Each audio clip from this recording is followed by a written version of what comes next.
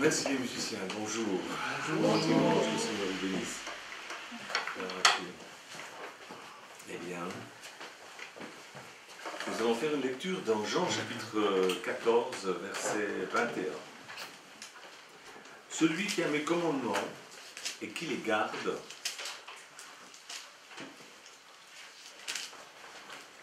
c'est celui qui m'aime. Et celui qui m'aime sera aimé de mon Père, je l'aimerai, et je me ferai connaître à lui.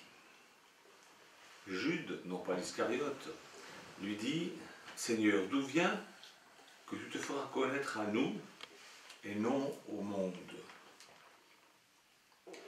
Jésus lui répondit, si quelqu'un m'aime, il gardera ma parole. Et mon Père l'aimera. Nous viendrons à lui et nous ferons notre demeure chez lui. Celui qui ne m'aime pas ne garde point mes paroles. Et la parole que vous entendez n'est pas de moi, mais du Père qui m'a envoyé. Je vous ai dit ces choses pendant que je demeure avec vous, mais le Consolateur, l'Esprit Saint, que le Père enverra en mon nom, vous enseignera toutes choses et vous rappellera tout ce que je vous ai dit.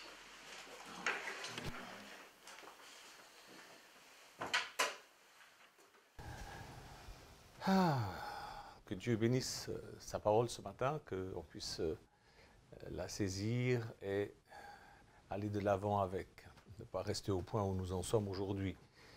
Le but de notre vie, c'est de glorifier Dieu. Ce qui doit occuper notre vie aujourd'hui, ce n'est pas notre salut. Jésus a payé le prix pour que nous soyons sauvés et que nous soyons réconciliés avec le Père, avec le Créateur. Maintenant, ce qui doit occuper notre vie, c'est la gloire de Dieu. C'est la gloire de Dieu. Ce n'est pas toujours facile, mais de toute façon, il n'y a rien qui est facile.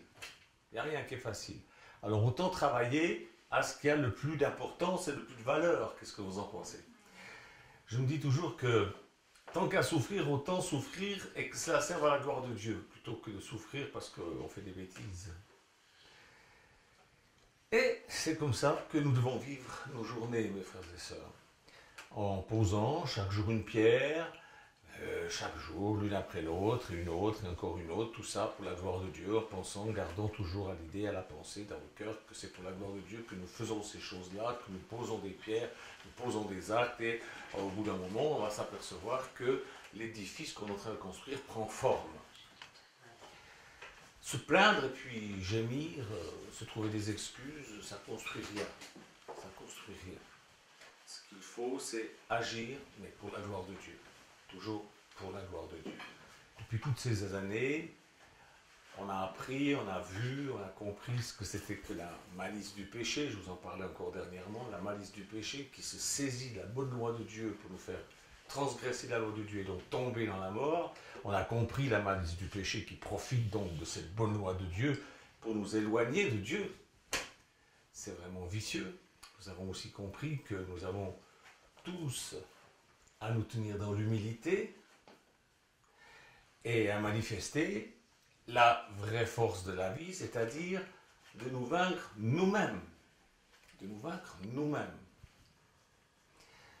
Nous avons compris aussi le prix de l'obéissance. J'en parlais l'autre jour à table avec les frères et sœurs de la communauté et je voudrais partager un petit peu ce matin, un petit peu, on va aller quand même assez loin là-dedans, au sujet de l'obéissance. On a appris que tout cela, ça constitue la noblesse de notre vie qui est consacrée à la gloire de Dieu.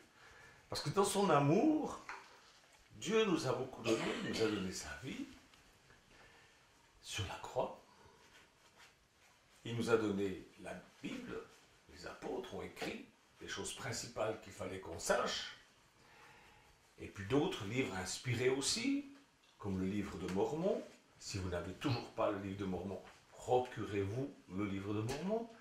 Ne dites pas, oh, mais lisez-le, vous saurez après.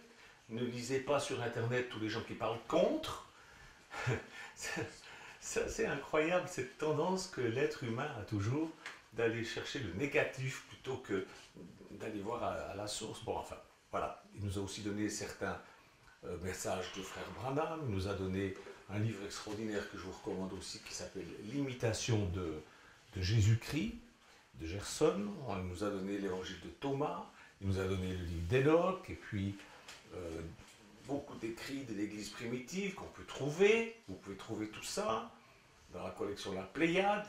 Ils ont vraiment fait un travail formidable, et c'est dommage que ce ne soit que, en général, des païens qui lisent ça, ou des gens qui l'achètent pour faire beau dans leur bibliothèque, parce que ce sont des très beaux livres. Non, il faut que vous, les chrétiens, vous vous intéressiez à toutes ces choses. Et nous avons appris comment Dieu, au travers de tous ces livres, de toutes ces expériences, nous avons appris comment Dieu se comporte habituellement avec ses enfants qui découvrent leurs privilèges, parce que nous avons un immense privilège sur cette terre. Et nous sommes mis en marche vers la perfection, et nous avons appris comment Dieu agit avec les gens qui font ça. Il nous donne le vouloir, c'est-à-dire la volonté d'atteindre coûte que coûte la stature parfaite de Christ, en soutenant nos efforts, et il nous soutient dans nos efforts, mais aussi, il ne nous épargne pas les tentations, les épreuves, des impairs. Dieu fait ainsi afin que nous sachions compatir aux souffrances du monde, aux souffrances de ceux qui sont encore dans beaucoup de faiblesse, et quels sont les meilleurs remèdes suivant la peine que peuvent vivre les gens. Je crois aussi qu'on est en train d'apprendre pour pouvoir ensuite manifester dans le monde futur tout ce savoir, toute cette sagesse, parce que nous aurons à gouverner. Alors, on aura déjà beaucoup appris ici. Alors, il nous laisse un peu tâtonner, il nous laisse commettre des excès temporaires, il permet qu'on ait des échecs partiels, il permet qu'on ait des chagrins, il permet des rencontres les plus diverses. C'est comme ça que je vous ai rencontrés. Et c'est magnifique de vous connaître. C'est ainsi que nous avons aussi rencontré au départ, parce que tout vient de là, au départ, Raphaël et Violette, Osborne, Vic Ramsey, Le Cossack, David Wilkerson, Bill Williams. On les a rencontrés de leur vivant, et d'autres encore, mais disons que ça c'est les principaux. Et puis ensuite, on a trouvé, mais ils étaient déjà décédés, Branham, Joseph Smith, tous des gens qui ont fait des choses hors du commun. Hors du commun. C'est ainsi que nous avons rencontré aussi ceux dont on ne prononce pas le nom. Dire qu'on arrive à en rire aujourd'hui. Voilà.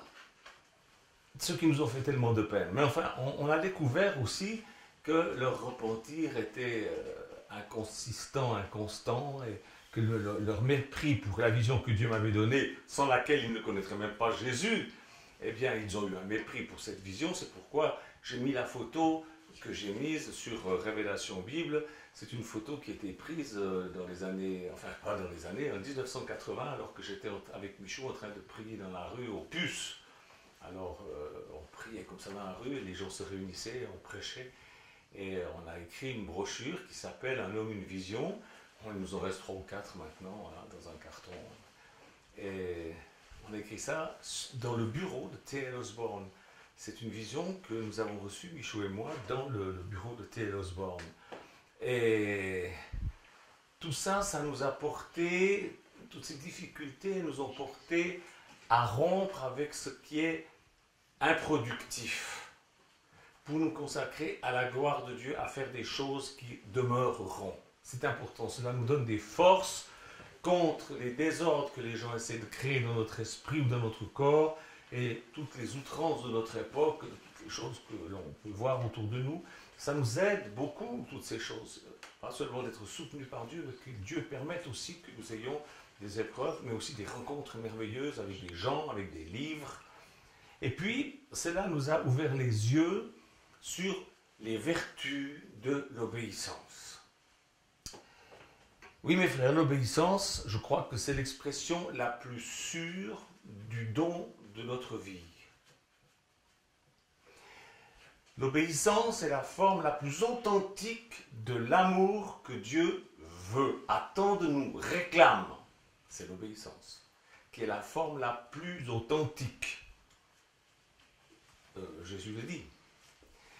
Il vaut mieux, tout ça, l'obéissance, elle vaut mieux, je vais choquer quelques-uns, tant pis, elle vaut mieux que les prétendus témoignages du Saint-Esprit. Vous voyez, les gens qui ont toujours le Saint-Esprit m'a dit, le Saint-Esprit, ceci, le Saint-Esprit par là. Nous avons saisi que la gloire de Dieu se trouve dans l'accomplissement de nos devoirs, et nos devoirs nous sont inspirés par le Saint-Esprit qui ne contredit jamais la Bible. Le Saint-Esprit en nous pousse à l'obéissance de ce que Jésus a dit et il nous rappelle ce qu'il a dit. Comment voulez-vous qu'il nous rappelle ce qu'il a dit si on n'a déjà pas lu ce qu'il a dit? Supposez une seconde que c'est vrai cette histoire du livre de Mormon, que c'est vrai que des hommes et des femmes ont quitté Israël juste avant la déportation à Babylone sur l'ordre de Dieu pour partir sur le continent qu'on connaît comme aujourd'hui le continent américain, qu'ils ont eu des prophètes pendant des siècles qui ont écrit, qu'il y a eu toute une civilisation là. Supposons que ces écrits ont été cachés sur l'ordre de Dieu sur une colline. Supposons que ce soit vrai. Et vous ne voulez pas lire ça. Ça vous prendrait combien de temps de vous renseigner? Ne serait-ce que cela, de vous renseigner. À la source, pas en regardant sur Internet les bons théologiens qui écrivent contre. Le Saint-Esprit nous pousse à l'obéissance et il parle et il nous rappelle les choses qu'il a dites. Mais comment savoir? Comment peut-il nous rappeler des choses qu'on n'a jamais entendues, qu'on n'a jamais lues? Mes frères et sœurs, Jésus nous a acquis un salut éternel, c'est clair, et maintenant, c'est notre zèle à le servir qui passe avant tout, qui passe absolument avant tout, un zèle qui doit être animé par l'amour de sa personne, l'amour pour son Église et l'amour pour le monde. Dieu a tant aimé le monde, n'est-ce pas? Et il attend que nous l'aimions comme lui l'a aimé. On n'a pas à aimer le monde pour prendre ce qu'il y a dans le monde, mais pour donner, pour se sacrifier, pour apporter quelque chose au monde. C'est comme ça que nous l'aimons. Et nous n'aimons pas non plus le monde en vue d'une récompense. Nous ne sommes pas en train de prêcher l'évangile et de nous sacrifier et de donner tout notre argent pour que l'évangile puisse être apporté dans les pays lointains. Tout ça pour pouvoir avoir une récompense dans le ciel. Bien sûr qu'on aura une récompense, mais on ne fait pas ça pour ça. On le fait par amour. On ne fait pas toutes ces choses parce qu'on a peur que si on ne les fait pas, on va avoir un châtiment. Bien sûr que si on ne les fait pas, on va avoir un châtiment. C'est écrit que ceux qui travaillent mal, ils auront des coups. Hein. Ça ne veut pas dire qu'ils seront perdus, mais ils prendront des coups. Alors, on ne fait pas ça par crainte d'un châtiment, mais juste pour la gloire de Dieu, parce qu'on aime le Seigneur. On aime ce qu'il a dit. On veut savoir ce qu'il a dit. On veut savoir au plus près ce qu'il a dit. Nous avons des frères qui ont écrit après les apôtres, des gens extraordinaires qui ont écrit des choses phénoménales et que les chrétiens évangéliques méprisent du haut de leur... Mais qui sont-ils pour oser mépriser de tels hommes de Dieu? Il y en a qui ont dit des bêtises, je dis des bêtises, vous dites des bêtises, tout le monde dit des bêtises un jour ou l'autre. Mais le Saint-Esprit est là pour nous conduire dans toute la vérité. Mais il y a tellement de belles choses, tellement de perles. Est-ce que vous avez jamais lu le livre qui s'appelle « L'imitation de Jésus-Christ » Mais vous allez trouver des choses fantastiques là-dedans, mais qui vont vous aider. Vraiment. Je ne fais pas de la pub pour avoir de l'argent, il n'y a personne qui me paye pour faire de la pub, pour parler de ces livres. Je parle de ça pour vous aider, pour vous bénir, afin que vous connaissiez les choses et que le Saint-Esprit puisse vous les rappeler, que vous appreniez de la part des anciens ce qu'ils ont vécu, ce qu'ils ont compris, les expériences qu'ils ont faites et comment ça les a guidés tout au long de leur vie, afin de pouvoir être vous-même inspirés. C'est bon. Aujourd'hui, c'est plus facile, on allume la télé. Bonsoir mesdames, mesdemoiselles, messieurs. Aujourd'hui, telle équipe de foot a perdu contre telle équipe de foot. Il fera beau toute la journée. Bonsoir les babouins. Voilà. Jésus nous appelle à l'obéissance, mais si nous ne connaissons pas ce qu'il veut, déjà premièrement il dit aimez-vous les uns les autres. C'est un commandement. C'est pas une option. Aimez-vous. C'est un commandement. Aimez-vous. Ce commandement, il est donné à quoi? À notre chair, parce que notre chair, elle ne veut pas, ou elle ne veut plus, ou elle ne peut plus, parce qu'elle est fatiguée.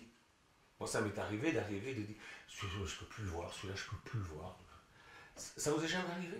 Bien sûr. Alors, on se retrouve avec le commandement de Jésus. Aime ton prochain. Oui, Seigneur. Alors, on tient notre chair, hein? Nous avons à choisir, et nous choisissons l'obéissance. En chrétien, il choisit l'obéissance, parce que nous voulons atteindre la perfection, la fin pour laquelle nous avons été créés. Nous avons été créés dans un but. Nous avons été créés pour montrer aux puissances infernales et à tous les anges et à tous les démons et à la sagesse infiniment variée de Dieu. Nous avons été créés pour démontrer que même dans la chair, même dans la limitation, parce que nous sommes dans la limitation quand on est dans la chair, eh bien on arrive, on trouve toujours moyen de glorifier Dieu. C'est pour ça qu'on est là. Chacun avec son histoire, chacun selon sa vocation personnelle, chacun avec ses aptitudes, avec ses talents, avec les conditions qui sont les vôtres. Les miennes ne sont pas les vôtres. Et nous avons tous à glorifier Dieu. Alors c'est vrai que toute la pureté de Jésus vers laquelle on tend dans notre vie, qu'on voudrait pouvoir manifester dans notre vie, elle ne s'obtient pas en quelques semaines. Ce n'est pas parce qu'on a levé la main dans une réunion que, bien sûr, on est purifié de tout péché aux yeux de Dieu, mais maintenant, il faut qu'on grandisse en sainteté, et ce n'est pas en quelques semaines, ni même en quelques années, mes frères et sœurs, c'est un fruit qui met du temps à mûrir. Toute la vie. Alors, il y en a qui perdent courage, qui s'arrêtent en chemin, pendant le mûrissement. Pas nous! Nous ne nous arrêtons pas. Et on ne s'arrêtera pas. Jamais. Nous savons quelle est la vision que Dieu nous a donnée. Nous la connaissons et nous allons aller jusqu'au bout. Nous sommes fidèles à cette vision. Nous nous sommes engagés, Michou et moi, dans le bureau de T.L. Osborne, dans cette vision que nous avons reçue en 1979. Nous avons commencé immédiatement à la vivre. Tout le monde disait qu'on était des dingos. Peut-être, mais des fous d'amour pour Dieu. En 2014, le diable a voulu casser notre vision, mais on est encore là. On est encore là. Et nous vivons notre vision. Et même plus, elle s'élargit. Elle s'élargit. Parce que nous avons compris que la recette par excellence, c'est la lutte contre nous-mêmes personnellement. D'obliger notre chair à obéir. Alors, nous nous nourrissons de la parole de Dieu, mais aussi des écrits de ceux qui nous ont précédés et nous regardons quelle a été leur fin et comment ils ont vécu et nous apprenons, nous voulons toujours apprendre. Ça ne nous suffit pas, nous, d'aller simplement poser notre derrière dans une église de dimanche matin pour écouter le bon pasteur qui raconte son truc. Je suis sûr qu'aujourd'hui, ils sont tous en train de taper sur Johnny Hallyday. J'ai déjà vu un peu sur Internet. Mais est-ce qu'ils ont été l'évangéliser? Moi, oui. J'ai même mis mes mains sur lui, je l'ai béni au nom du Seigneur. Il a dit, il y a quelques semaines, je suis croyant, je crois en Dieu, mais je ne suis pas pratiquant. Tant mieux, parce que dans sa tête, être pratiquant, c'est être catholique. Tant mieux qu'il n'est pas pratiquant. Mais il aimait Dieu. Donc, voilà, celui qui croit en moi, il a reçu ce qu'il a reçu. Moi, je ne juge pas, je ne condamne pas.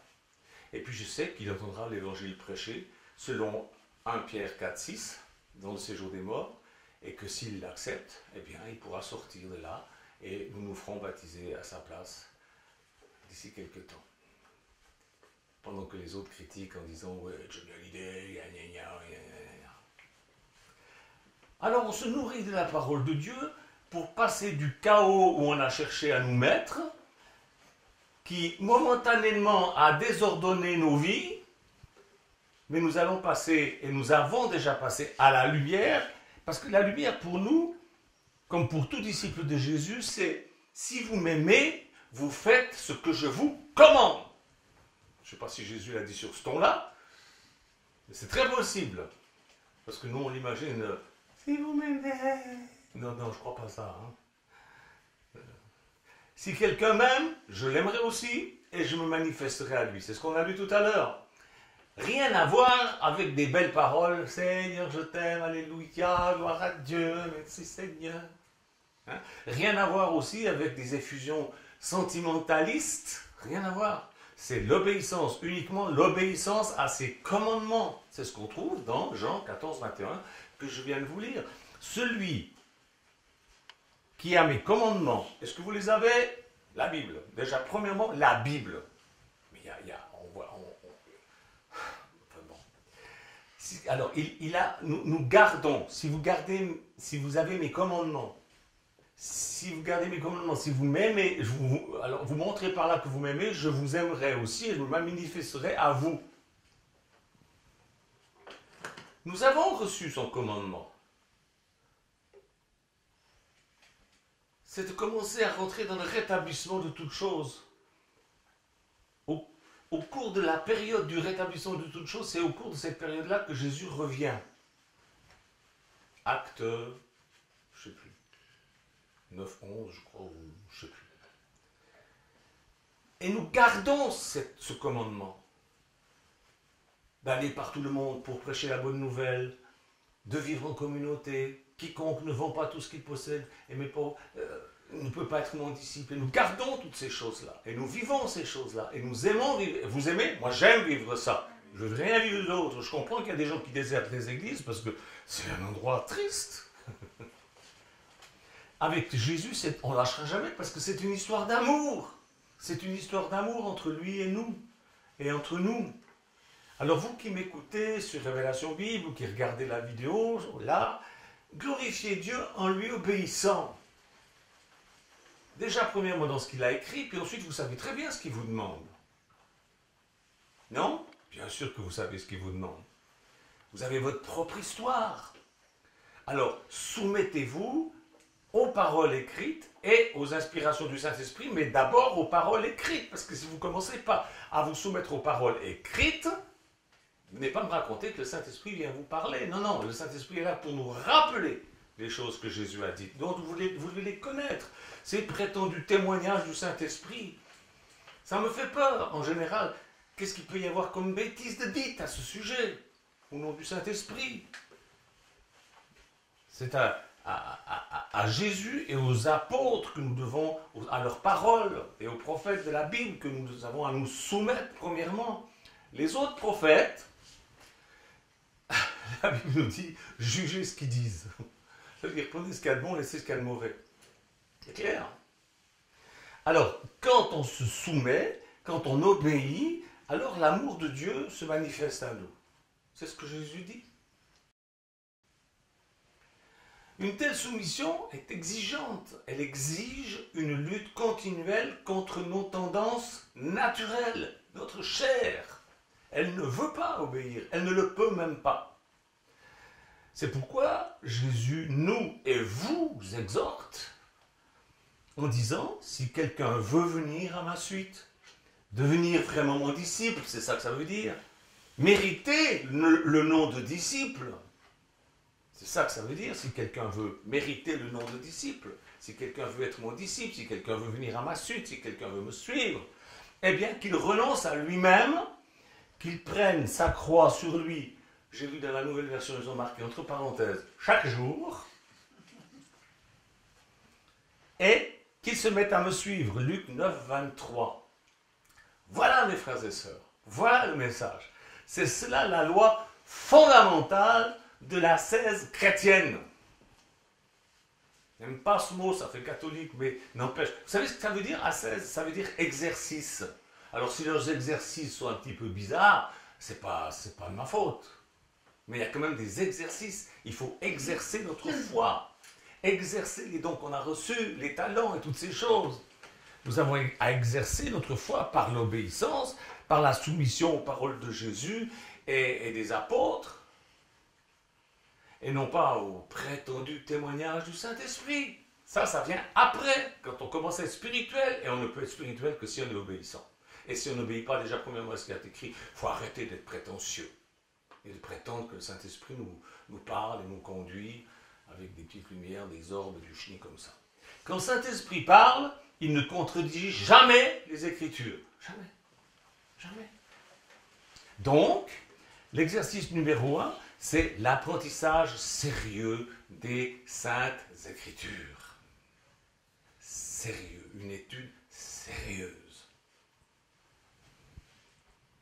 Alors évidemment, on ne pratique pas l'ascèse catholique, c'est-à-dire qui impose des pénitences, des flagellations, des mortifications, des privations.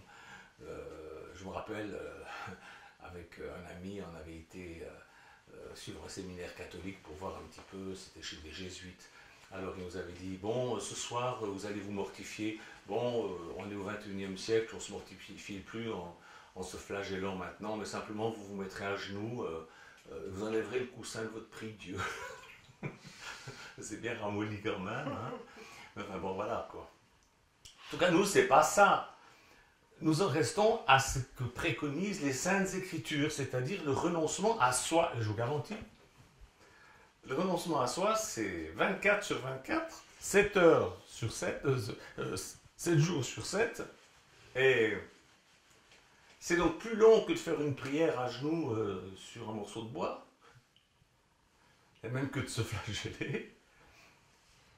Et c'est ça qui générera en vous une énergie spirituelle, vraiment spirituelle. C'est le renoncement que la Bible, que je viens de vous citer. Cela fortifiera votre force morale aussi. Et je ne vous parle pas de porter le cilice, vous savez, ce truc, c'est épouvantable, ils ont inventé ces objets, ces trucs de torture, d'avoir une vie austère, rigoriste. Non, je vous parle de renoncer à votre petit moi, qui est la partie la moins intéressante de votre vie. Le petit moi de Michel Janton, c'est la partie la moins intéressante de qui je suis. Ce qui est terrible, c'est que c'est ça qu'on voit en premier, ma tronche. Quoi, ma gueule? Je vous assure, c'est plus difficile de renoncer à soi que de se mortifier en se flagellant. Renoncer à quoi? Notre chair est folle, c'est une folle, une vraie folle. Et Jésus, lui, nous promet la sagesse. Si vous obéissez, je viendrai à vous, je prendrai soin de vous. Et puis il nous donnera la sagesse, etc. etc. Qu'est-ce qu'on perd à renoncer à la folie de la chair? Eh bien, nous gagnons tout. Nous ne gagnons pas notre salut, c'est déjà fait. Jésus a tout payé pour notre salut, c'est déjà fait. Il nous a déjà donné le salut. Mais nous gagnons en ce que nous évitons bien des bêtises et puis nous sommes soutenus, fortifiés, guidés au travers de toutes les épreuves et des vicissitudes et toutes les choses qui peuvent nous arriver. Voilà ce que je voulais vous dire aujourd'hui. Voilà ce que j'ai à cœur dans ces derniers jours de cette année 2017 qui a été difficile pour beaucoup. Eh bien, que Dieu nous vienne en aide, que Dieu vous vienne en aide, qu'il vous soutienne, qu'il vous fortifie. Et le seul moyen, c'est que vous travaillez à sa gloire, c'est-à-dire au renoncement de vous-même. Dieu vous bénisse. Merci Jésus. Je vais bénir mes frères et sœurs et les encourager à vivre ce que tu veux, qu'ils le trouvent dans les Écritures et non dans les prétendues inspirations qui viennent de je ne sais pas trop où. Seigneur, rends-les forts, rends-les intelligents par la puissance du Saint-Esprit dans le nom de Jésus. Amen. Amen. Au revoir.